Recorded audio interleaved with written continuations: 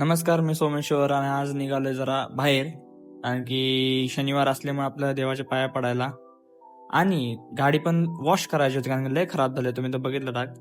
त्यानंतर गाडी तर काय वॉश झाली नाही. नंतर आपलं शर्ट बदलून मी आलो गावात कारण की आज यात्रा चालू आहे. त्याच्या आधी म्हणजे जरा मारुतीच्या मंदिरात जाऊन पाया पडावं कारण की शनिवार आहे तर पाया पडलंच पाहिजे. अंधारात दिसत तर नाही पण काय नाही. बघा आलो मंदिरामध्ये. हे मंदिर खाली नदीच्या तिथं आहे. तिथं जाऊन म्हणलं पाया पडावं. योगेशला पण तोच आपल्याला घ्यायला आलता खरं तर. त्यानंतर आम्ही आलो खाली आणि पाया पडलो. नंतर आलो गणपती मंदिराजवळ आणि तिथं गाडी लावली आणि पहिलं म्हणलं जरा आता बघावं कार्यक्रम वगैरे सर्व जरा गावात फिरून यावं.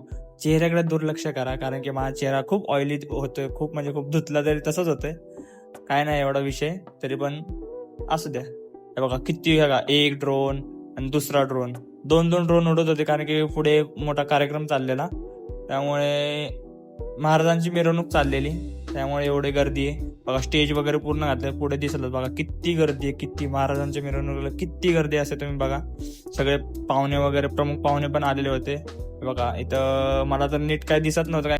त्यानंतर पुढे दिसले आपले छत्रपती शिवाजी महाराज सिंहासनावर. बघा किती एकदम मस्तपैकी मूर्ती आहे महाराजांची आणि मागे एकदम श्री प्रभू श्रीराम पण आहेत. बघा किती मस्तपैकी वाटतंय. पूर्ण असं सजवलंय, पूर्ण लय भारी वाटतंय, म्हणजे मन प्रसन्न होतं बघून. त्यानंतर आलो थोड्या वेळाने दर्शन घेऊन घरी, जेवलो खावलो निवांत बसलो.